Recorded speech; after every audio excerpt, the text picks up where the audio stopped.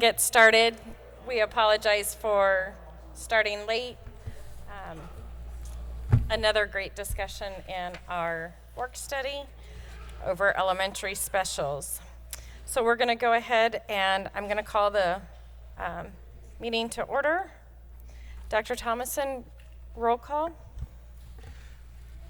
Good evening, President Reese, members of the board. Please let the record show that all 5 board members are available and here tonight. Thank you. We're going to do a moment of silence, followed by the Pledge of Allegiance.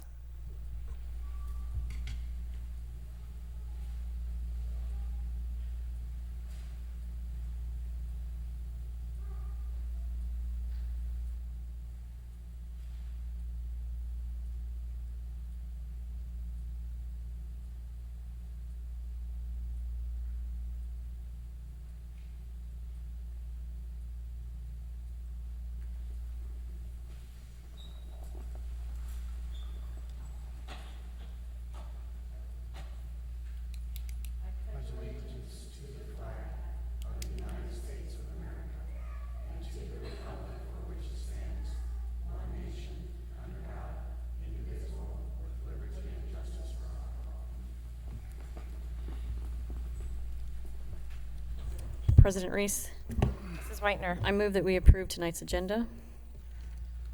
Second. Any questions, comments, concerns regarding the agenda? All those in favor? Aye. Aye.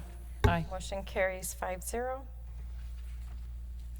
5.0 Superintendent's Report. Dr. Thomason? Good evening, President Reese, members of the board. At this time, I would like to recognize Ms. Sheila Sorensen to recognize some awards and some staff presentations. Ms. Sorensen.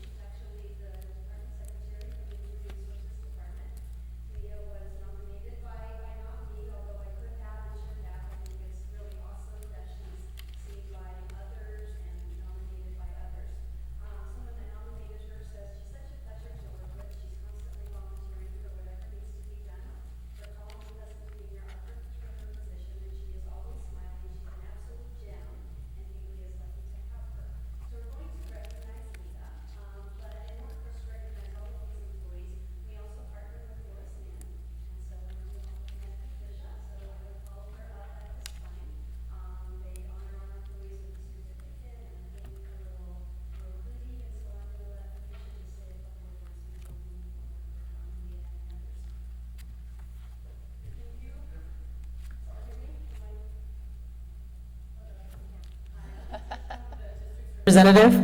Oh my gosh, that's kind of loud. Is that better? Is this better? Our district's representative for, we primarily do the retirement programs with the district, but we are a huge partner. We help with seminars for teachers, loan forgiveness type of seminars, classroom project funding, recognition awards through several of the campuses where we provide support for the administrators to bring recognitions to their staff. And we've partnered with the district for a couple of years now for these type of recognitions. So thank you guys for having us.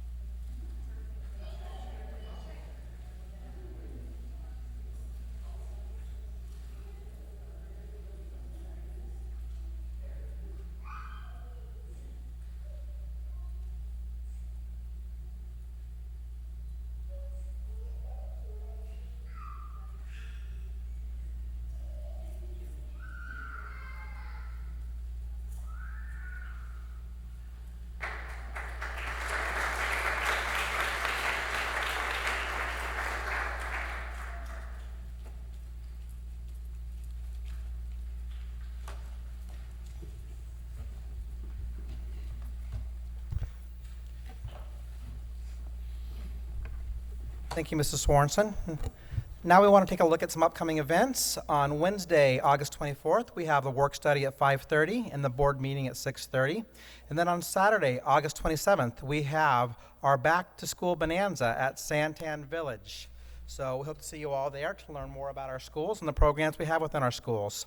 And also tonight, after the board meeting is done, please stop by the Dairy Queen and help support our cheerleaders from Higley High School. They're having a fundraiser night at Dairy Queen tonight, where some of the proceeds from the sales tonight go to our Higley High School cheer team. And that's all we have for Superintendent's report. Thank you. Queen Creek and Higley, Dr. Fowler says. All right, thank you. So for board comments, it's been a busy couple of weeks, that's for sure, with our curriculum nights and everything else. So I was able to attend a couple curriculum nights. I made the commitment to get to some schools that I don't typically get to. That's a little more difficult for me to get to. And I got to go to HTA and I got to go to Gateway, and it was really awesome, and lots of people. And even on that, the bad weather didn't really, I mean, maybe it kept people away, but I think it would have been worse, which is not a bad thing, but it was awesome to see everyone. And then Sossaman and Cooley's curriculum nights, so lots of people there, which was really awesome.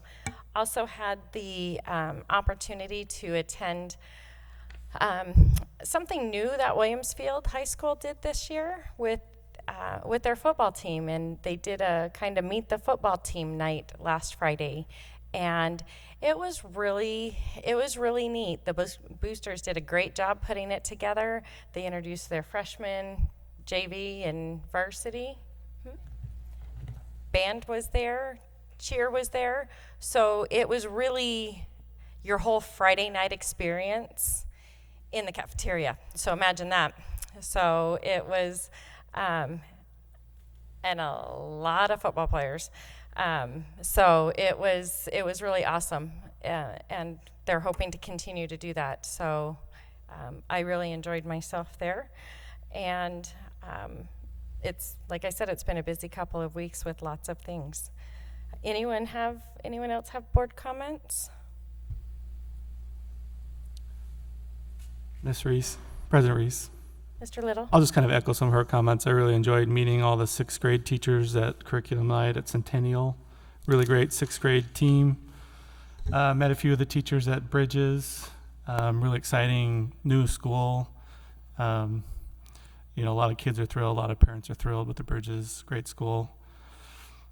I attended the football night at Williamsfield Friday as well. And our football team at Williamsfield that's got a really great program there. An All-American kicker on the team. The coaches have a really great program. They're really teaching these boys beyond a sports skill, life skills that they will take with them for the rest of their life. So it was really nice to see those coaches and how they handle those kids. President Reese. Mrs. Whitener? I want to thank 3 of the board members here who attended the Gilbert Chamber Education Forum, and to let the public know that is online. If you want to tell your constituents or your neighbors, your friends, that is on the Gilbert Chamber website, and that whole forum was taped and recorded. And our 3 board members, Ms. Ford, Mr. Little, and Ms. Reese, participated in that. And I want to thank the Performing Arts Center for partnering and hosting that event. So when you have nothing to do after the Olympics, you can watch the board forum. Yeah, and Mr. Little, I have that All-American kicker's signature. Okay. I have his autograph. So later on, when he's so famous and everything, I could be like, look, I got it. Couldn't tell you which one it is, but I got it. It's on the paper. All right, any other board comments? Okay. Request to speak to governing board. We don't have any? Okay, we'll move on. 7.0, consent agenda items. President Reese, I move that we approve consent agenda items 7.1 through 7.8. Support. I just do have one question, President Reese. I do as well. Okay. I just want to make sure that we're still keeping track of the, I'm not, it's because it's not necessarily by group or club, but the trips to New York and San Francisco and DC, the dance clubs and the music clubs and things like that, that we're keeping track of when they go. We talked about an every other year thing, every other 3 years, because some are in dance and music, some are in student council and dance, and they get hit with multiple, those families get hit with multiple trips within the same year. So that had been a practice. I just want to make sure someone's keeping track of that. President Reese, Mrs. Whitener, Dr. Fowler is in charge of those trips, and he is in fact keeping track of those. And we do have a couple of clubs that are not happy with him right now. So if you do hear something, it is because he has sent some of those back. Okay. All right. Thank you for making people unhappy, but there were people unhappy, which is why we kind of do just kind of take a note of that, because that is hard for families when they're in multiple programs going on multiple trips in 1 year. So, okay. My question is also regarding travel. On item B, the Williamsfield High School Spirit Line, we're being asked to approve a trip that we have no time frame on, no dates or anything. I did read that they would be required to qualify for that competition. Do we know approximate time frames? I mean, is it in December? Is it in April? Is it? Okay. Okay, yeah, I just saw that it indicated that the travel time to be determined.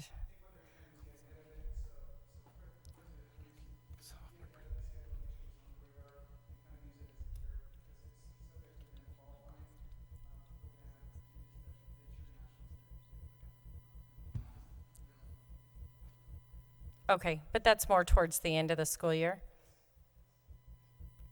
Okay, thank you. Hi.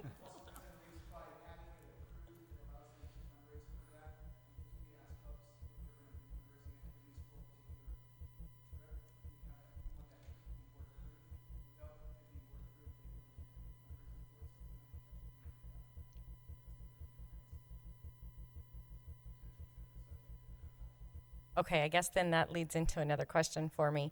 If they're fundraising, but they don't know they're going to make it, then what happens?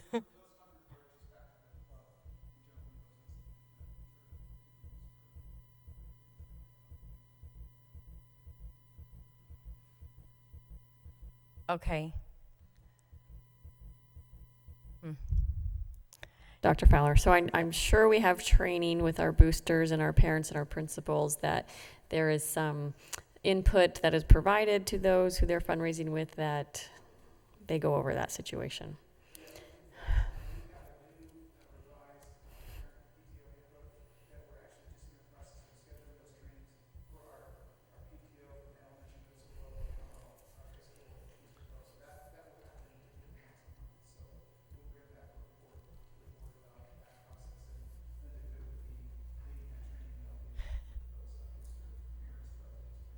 And that our principals and ADs are aware that, hey, these are trips that they're fundraising for. It's possible they might not make the trip and where those funds go. However, they communicate that out, whether it's verbally if they're selling something, or if it's on a piece of paper, a flyer, that there's a little asterisk that says, yeah. Okay. Perfect. All right, any other questions or comments regarding the consent agenda? All right, all those in favor? Aye. Aye. Motion carries 5-0.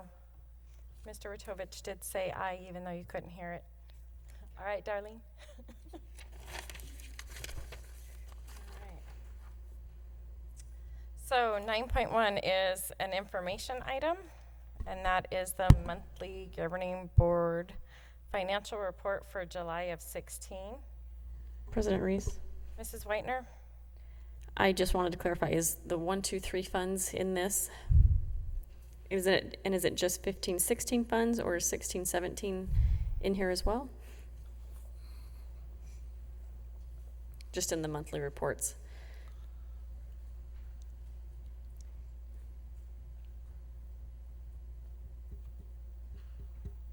I was just looking at the maintenance and operation budget, and if that included the 1, 2, 3 funds. President Reese, members of the board. Yes, the Prop 123 money for the school year 16-17 is built into our M&O budget for this year. That was part of the package or the budget that you guys have previously approved. So is this is just more for my clarification, is the 15, 16 money not reflected in here because it was, well, 15-16 is from last year. right. Okay? And so that was not part of our budget, the 70.7 million for this school year. Okay. We had to submit a revised budget once we had those funds, Yeah. and that was reflective in our 15-16 school budget. Okay. School year. Thank you. Yes, ma'am. I just wanted to thank you for the note there about the annual startup cost for the school year. That was helpful to have, so since it's a lot of money. So as you'll remember, each board meeting I've been reporting back how we had not received those funds as of yet. We did receive the reimbursement from last year, or refund, and then I had to turn around and issue a new check from the same amount for this school year. So that number reflects same number, new year. President Reese, Mrs. I do Whitener? just want to clarify that's for food services. Yes, I ma'am. don't want anyone looking at it online and thinking, oh, it cost us 400,000 to start the bridges, or 400,000 to Start the school year. for you guys to come on. But no, that was for food services. I understand. I will add that clarification going forward. Perfect. Also, I just wanted to point out a couple of things. Please keep in mind that we have not officially closed out our 15-16 school year. So we're still in the closeout process. So none of the balances from last year have been closed or rolled forward. That's why if you're looking at all of our cash accounts, all of them say 0 currently, because there is no money loaded for that for this year. That'll happen after we close out and roll into the new year. Does that make sense? Also, some of our federal grants still have not been approved yet from the Department of Education. So when those are approved, and we do know those numbers, I will populate that information as well. So that would include titles 1, 2, and 3? Yes, Yeah. sir. Okay. Any other questions? No, thank you for the time you put it together. Thank you. Anyone else have any questions? Sorry. No? 9.2, information, AZ merit update.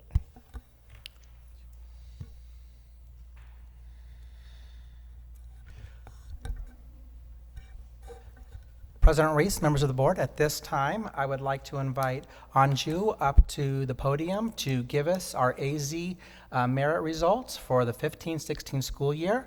If you guys had the opportunity to see the Arizona Republic last Saturday, I think you would see that the Higley Unified School District did beat out our neighbors within the Southeast Valley, and we were #1. So congratulations to our schools and our district for being #1 again.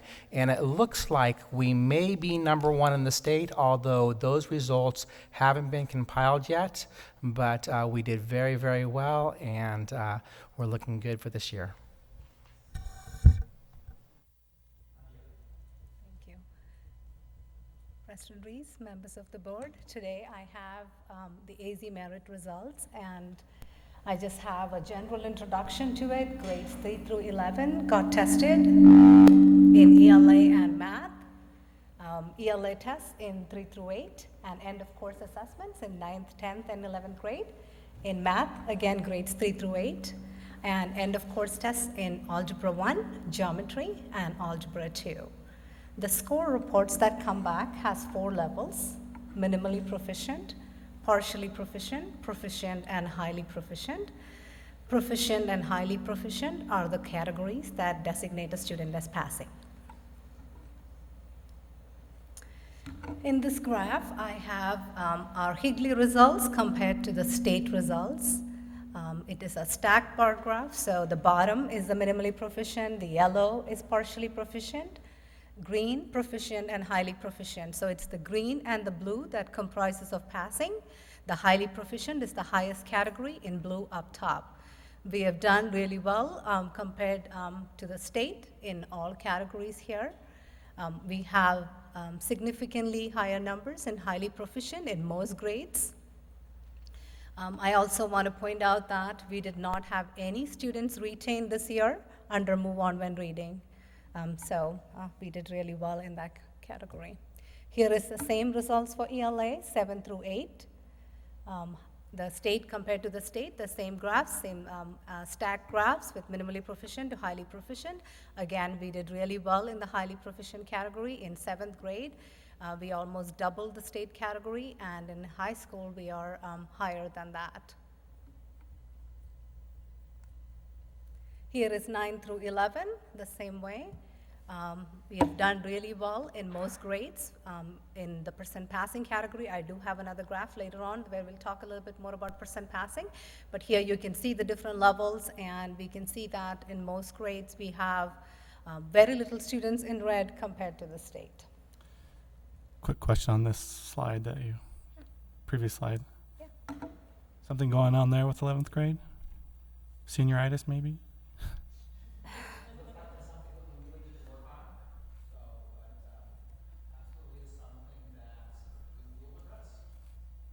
Just curious.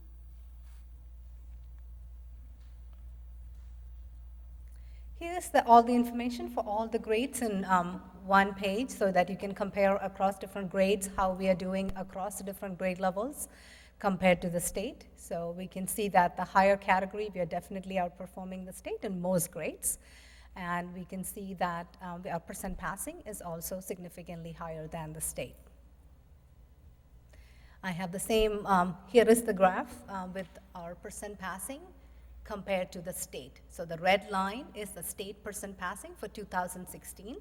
In the green bars are the 2015 English Language Arts percent passing, and the blue graphs, the blue bars are 2016. So we have done really well compared to the state. And we have improved from last year to this in almost all grades. Another question here. Any idea what explains that downward trend from 7th grade? 7th grade. So the passing rate declines from 7th grade. It's a steady trend. We were at 60. So 64 to 54 to 49 to 42 to 36. That's a downward trend of a passing rate. Right.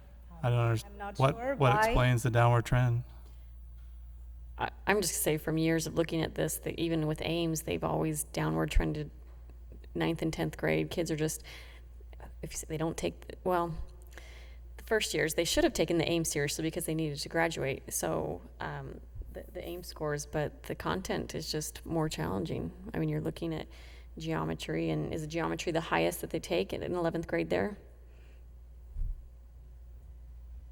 Well, is there an 11th grade math test, or everyone in 11th grade is taking the geometry?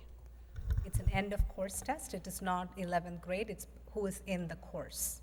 They would take the Algebra 1, the Geometry, or the Algebra 2 tests. It's no longer a 9th grade, 10th grade, or 11th grade I test. see what you're saying. But, okay, so it's not, okay, so in those 11th graders, you could have 10th graders taking Algebra 1 or 11th graders taking But geometry. this is the language arts, so that wouldn't apply to this one. Okay, Yeah, just that would just apply to the math area. So absolutely, I do see the downward trend also, but I do also see that as a state, there's also a slight downward trend, but it's something that I think that we need to address. I think that Dr. Schillingberg would have to work with our administrative team to take a look at why that's happening and address those at an individual school site and teacher level to find out what the trends are and why we're moving in that direction.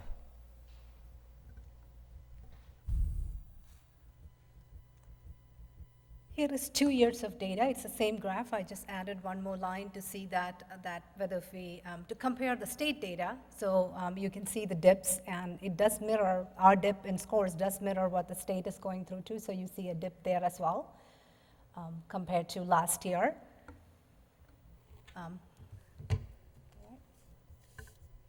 So here is the math scores. Again, the same way as we went through ELA. It's 3 through 6. You can see that we are doing really good in the higher categories. For example, in 3rd grade, we had 34% of the students in the highly proficient category, whereas the state is at 17.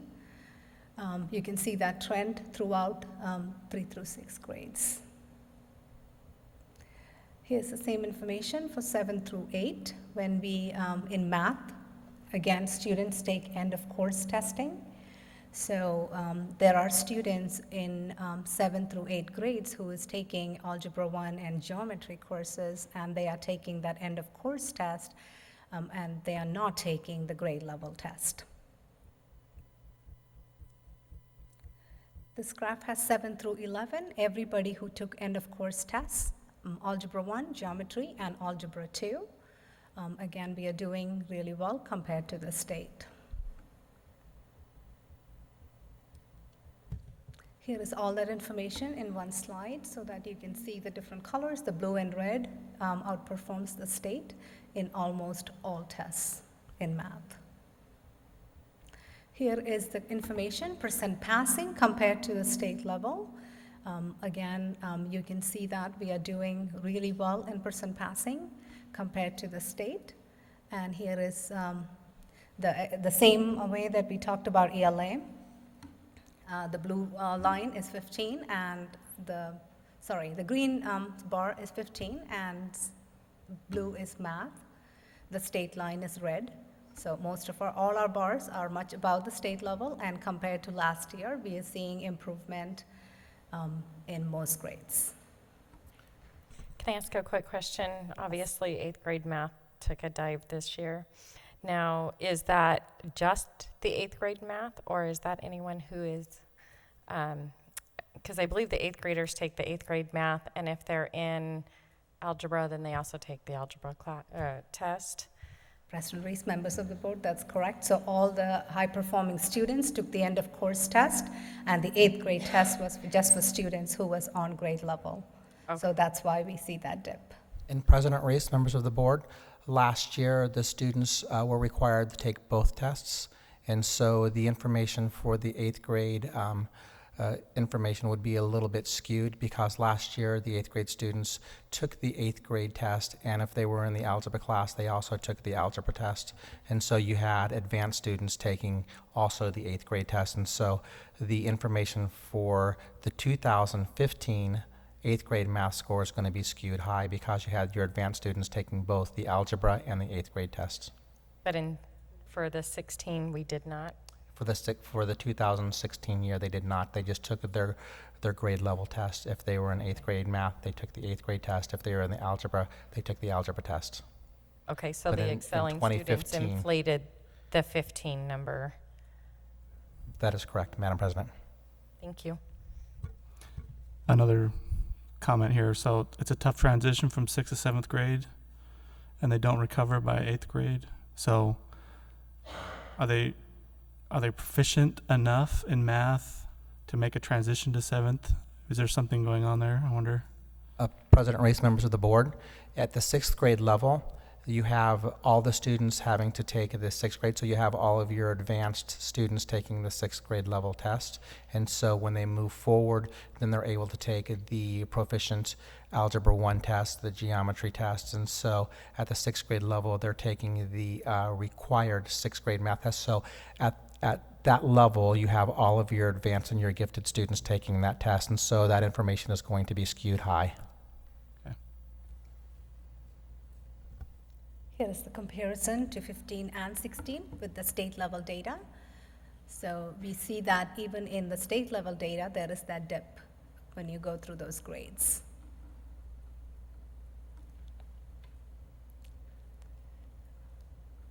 Questions? Thank you. Thank you. Dr. Thomason or President Reese, Mrs. Whitener?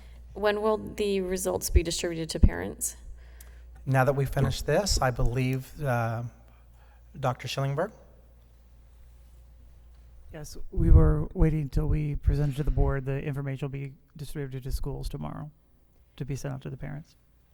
And do the students bring them home? Yes, we just haven't sent with the students.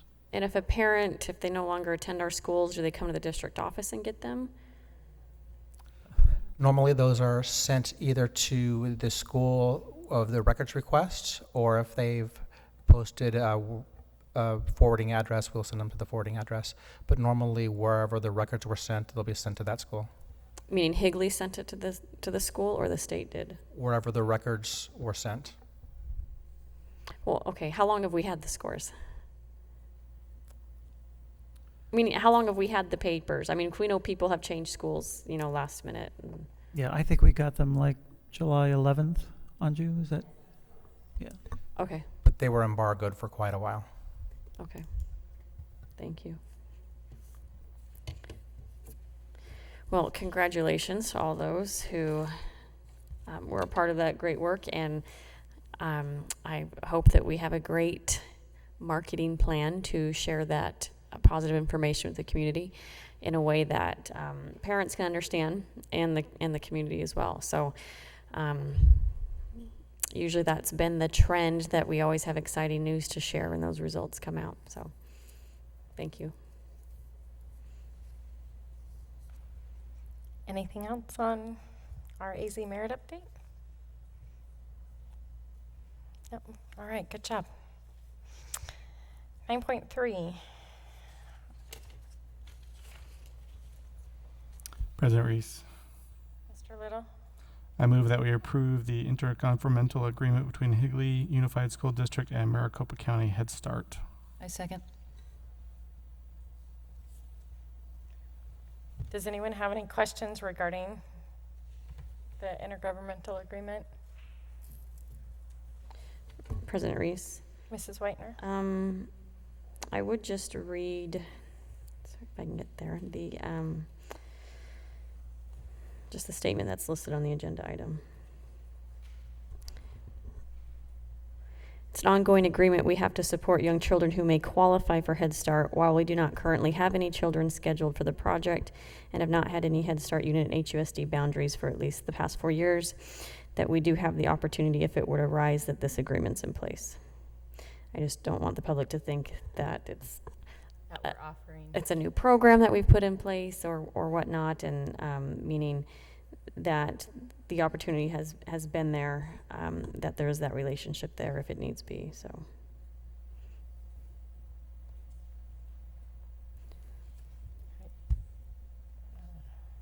Any other questions? All right, all those in favor? Aye. Aye. Aye. Motion carries 5-0. All right, so 9.4. And that is for the first read and possible adoption of amendment policy JQ, student fees, fines, and charges. I move that. Second. All right. Ms. Good, I had a question on here. When we're talking about extracurricular activities for and Mrs. Ford and I were kind of like going through it. Are we looking at like field trips in class trips, things like that? I mean, it mentions plus cost of field trips, but is that what it's referring to? It could also be membership in clubs. Some of the elementary schools do have after-school clubs for different purposes. That would be what this is for. It's very similar to the fees at the high school level, where you charge a certain fee for a particular activity, but then could be additional charges. And this is one of the criteria for the use of extracurricular, for the use of tax credit dollars for those activities. But yes, it would include field trips, and those, while they are kind of co-curricular, they are optional activities, and so that would make them, if we have a fee in place, that will make them eligible for use of the tax credits. Okay, I was just reading it and I'm like, but that's community ed, that's enrichment programs is where I kept going with it. And I'm like, so I just wanted Yes, that clarification. Yes. Thank you. President Reese, Mrs. Whitener? is the idea to collect this all at once? And when so, and who's doing that? Or is it just an option? Explain to me how this is going to be put in place and what's the purpose. President Weiss, members of the board, that could be put in place during a field trip activity. If students are going on a field trip, the funds could be collected at that time, or at the beginning of a club, if a student's going to be involved in a club. Whenever a program is going to take place, the same thing we do now for activities, clubs, field trips, the collection at that time, or if we wanted to have a process to collect at the beginning of the year when parents sign up with all of their fees and dues that are available at that time, they would have an opportunity to pay at that time also. So it's a $5 fee to participate, and then if we go to the zoo, I pay for the zoo cost? I don't understand what's the $5 for. $5 is a participation fee, so we can use tax credit funds to pay for all those activities. In order to qualify for a tax credit fee participation for the activities, you have to charge a fee. That's part of being able to use tax credit funds. If a student cannot afford the $5 fee or the fees, then we can use tax credit funds to help pay for those children that cannot afford it. But in order for an activity to be tax credit eligible, you have to charge a fee. So that doesn't necessarily mean that the field trip to the zoo is only $5. They may have worked it out where it may be $10. That is correct. But this is, the way I'm reading it, it's more, I don't know, I'm going to pick on Coronado because it's an elementary school I'm familiar with. If someone joined the Chinese Culture Club that meets after school, they could do the $5 membership fee because they're part of that club, and therefore as a parent I could use tax credit for them to participate in that. Correct. Is that But there also could be a cost above and beyond the $5 participation fee.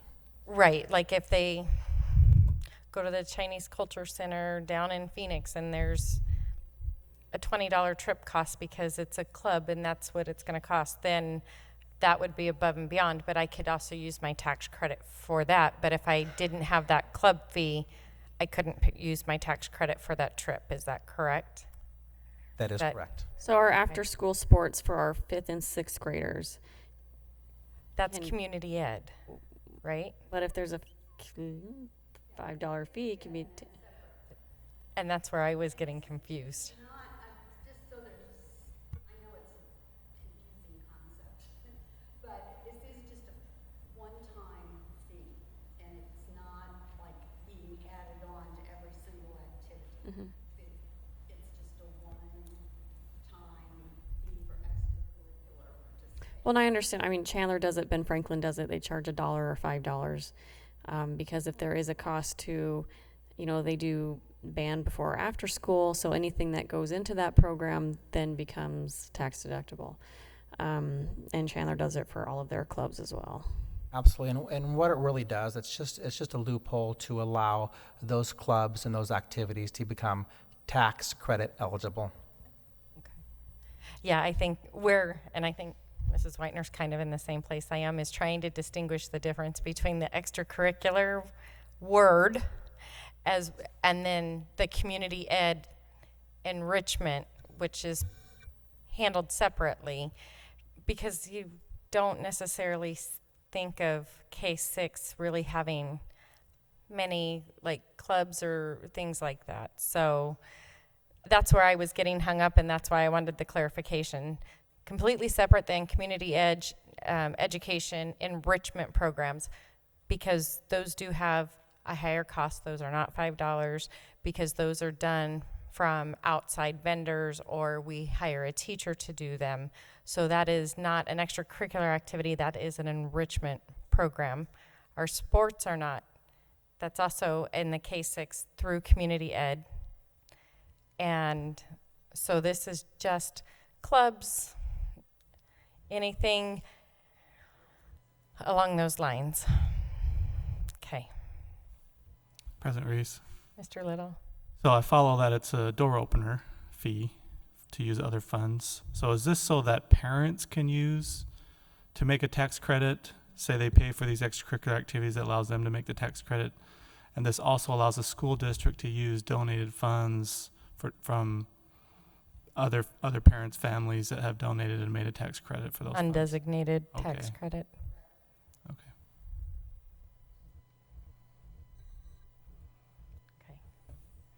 Okay. Is there, so when this fee is assessed, say at the beginning of the school year, it's one time, then the child can participate in whatever extracurricular activities. Is that explained to the parent?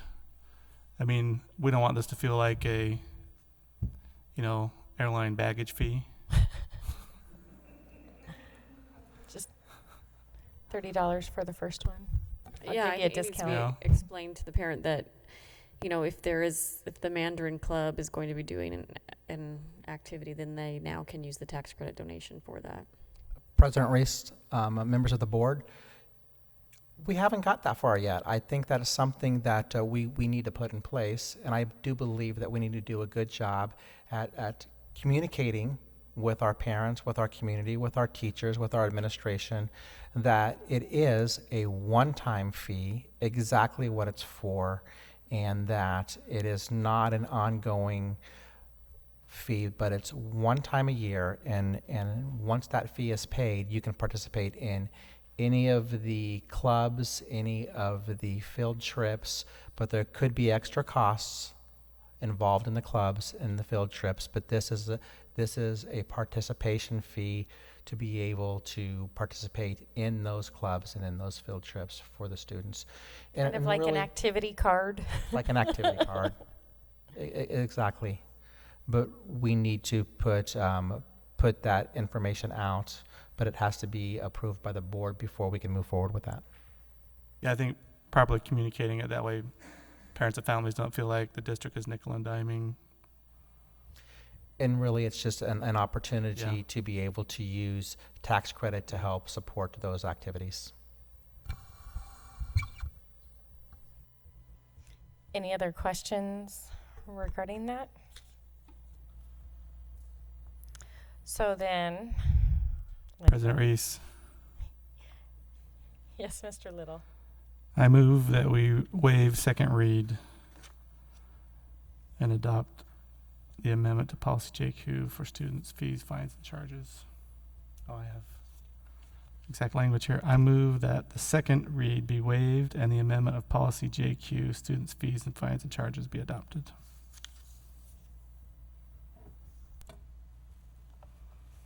Okay, I can second that. Is that, okay, I'll second that. Any other, no?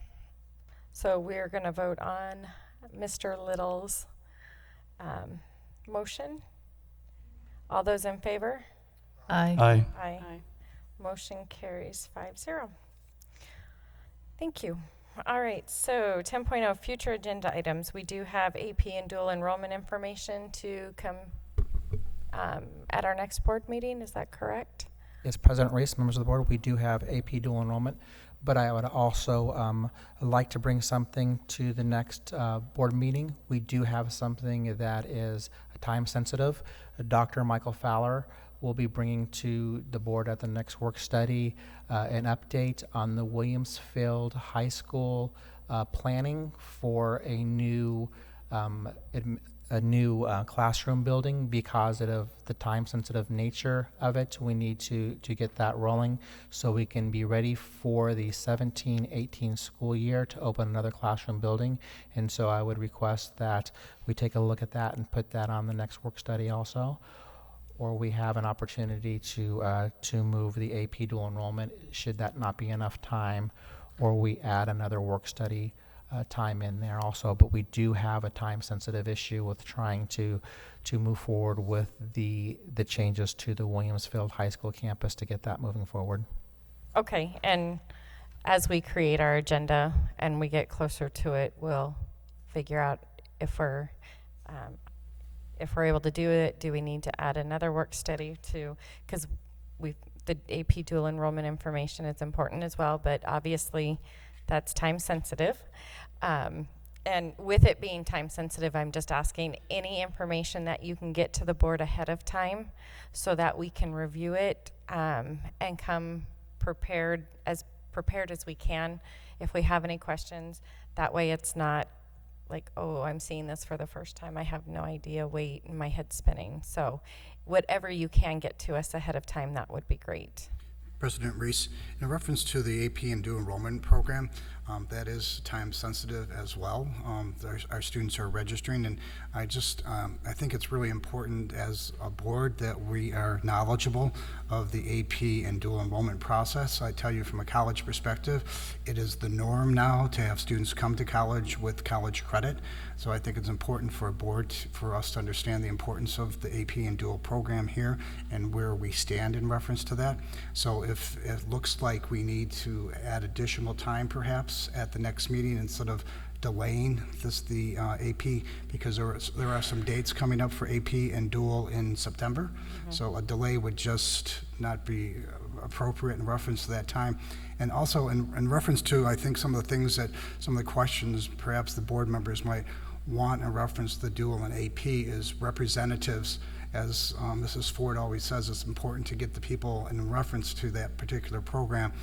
Perhaps people, for part of the presentation, the agreements that we have with dual enrollment, some of the schools that we have agreements with, that they could come and do a short presentation as far as the process and things that take place, as well as a representative from the AP program, because we do pay money for the AP program. So I hope a representative can come from there, because it's, I'll clue you in, if a student takes AP Senior English, if they get an appropriate score of 4 or 5, they will get college credit for English 101, but something like if they took that class as a dual class, they would get credit for English 101 and 102.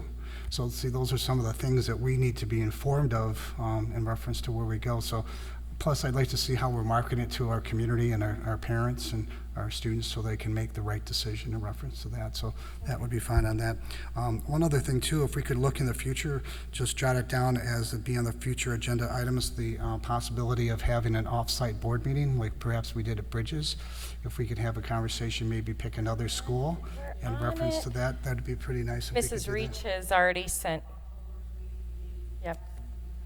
Okay, that's wonderful. And one last thing, when we were at the Bridges, I think Mrs. Ford was talking about in reference to the library, and one of the conversations that they were going to have throughout this school year was they're going to form a committee and then come back with us as a plan. I'd like to have that on our agenda for every certain time during the school year, that they come back to us with an update on different things that are happening in reference to the media center for us to have. Okay. No, and as Dr. Thomason and I look at what Dr. Fowler has to present, how much information, how understandable it is, then we'll make the determination I agree, because that's why we asked for it to be for our next board meeting, because it is time sensitive. So we will determine what the best way to handle that is, so we can kind of have more information there. So, Thank you. anyone else have any other future agenda items? All right, 11.0, I move that we adjourn. Second. I was gonna say, you guys want to stay here? All those in favor? Aye. Aye, motion carries 5-0. Have a good night.